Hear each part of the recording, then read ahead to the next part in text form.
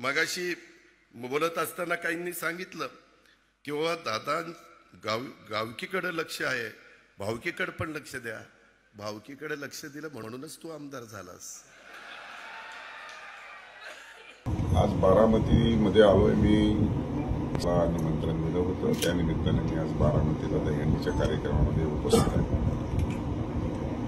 खरं तर साहेब, आज बारामतीमध्ये आलात आणि बारामतीकरांचाच प्रश्न आहे.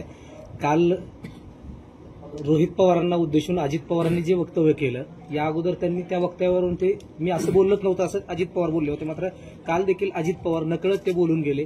त्यांनी असं म्हटलं, बेट्या मी जर लक्ष दिलं नसतं, तर भावकीकडे लक्ष दिलं नसतं तर तू आमदार झाला नसता, केवळ बॅलेटच्या मतावर फक्त निवडून आलाय.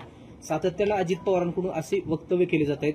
तुम्ही देखील त्या संदर्भात अगोदर बोलला होता, मात्र सातत्यानं पुन्हा पुन्हा तीच वक्तव्य त्यांच्याकडून केली जात आहेत. विधानसभेच्या निवडणुकीच्या नंतर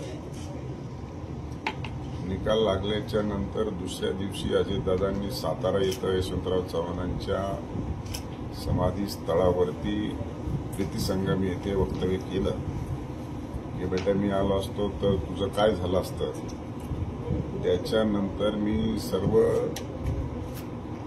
मीडियाला त्या संदर्भामध्ये प्रतिक्रिया दिल्या आणि त्यांनी मीडियाला प्रतिक्रिया दिल्याच्या नंतर तिसऱ्या दिवशी 26 तारखेला मी असं बोललोच नाही आणि पुन्हा एकदा काल ते 16 ऑगस्ट 2025 रोजी पुन्हा एकदा त्यांनी कबूल केलेलं आहे.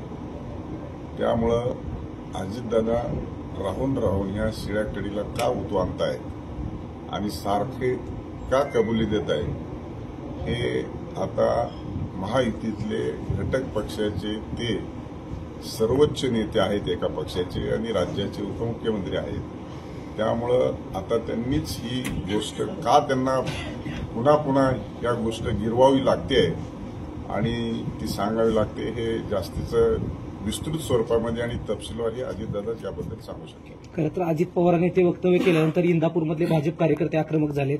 त्यांनी असं म्हटलंय की जर जाणीवपूर्वक अजित पवार सातत्यानं असं करत असतील तर येणाऱ्या कालावधीमध्ये आम्ही स्थानिक प्रतिनिधीचा त्या ठिकाणी प्रचार करणार नाही. काय भूमिका असणार आहे? कार्यकर्त्यांना नेमकं काय आवाहन केलं जाणार आहे तुमच्या माध्यमातून? मला वाटतं महायुतीतल्या घटक पक्षाने सर्वोच्च नेत्याने अशी भूमिका मांडणं आणि ती पण राहून सार्वजनिक व्यासपीठावरती मांडणं आणि झालेल्या घटनेवरती मांडणं, हे महायुतीच्या आणि राज्य सरकारच्या संदर्भामध्ये मला वाटतं राज्याचे मुख्यमंत्री आणि वरिष्ठ नेतृत्वच या संदर्भामध्ये चर्चा करू शकतात. त्यामुळे मी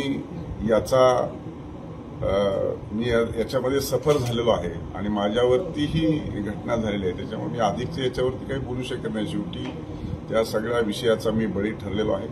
622 मताच्या फरकाने माझा पराजय झालेला आहे आणि वारंवार अशा पद्धतीचं वक्तव्य करून ते टॉर्चर करतायत किंवा सातत्यानं नाउमेद करण्याचा जो प्रयत्न करतायत, तर कुठेतरी महायुतीच्या अंतर्गत वरिष्ठ नेतृत्वाने या संदर्भामध्ये चर्चा केली पाहिजे. दादांच्या वक्तव्यावरून तुम्हाला वाटतंय का खरंच दादांनी मदत केली असेल? कारण 2 वेळा झालं वक्तव्य तसं राहून सांगतात मी मदत केली. आता मी कसं म्हणून नाही केली, ते त्यांनी सांगितलं पाहिजे की नाही.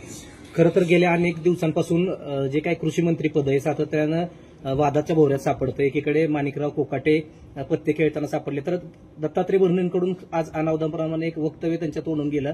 क्रीडा व अल्पसंख्याक खातं हे बरं होतं, त्या खात्याला जास्त त्रास नव्हता, आता मला त्रास घ्यावा लागतोय. सातत्यानं कृषी मंत्रीपदाबाबत मंत्र्यांकडून अशी वक्तव्य केली जात आहेत. आपण त्याचा मीडियामध्ये विपर्यास करताय.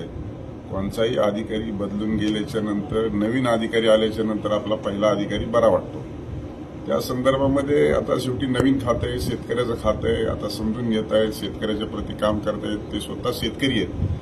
त्याच्यामुळं काही विपर्यास मला माहीत नाही काय बोलले ते, पण विपर्यास केलं असण्याची शक्यता वाटते मला. एकंदरीत मी मीडियामध्ये रिएक्शन बघितली, त्यामुळं मला वाटतं की तो जास्तीचा विषय ओढण्यात ताणण्यात काही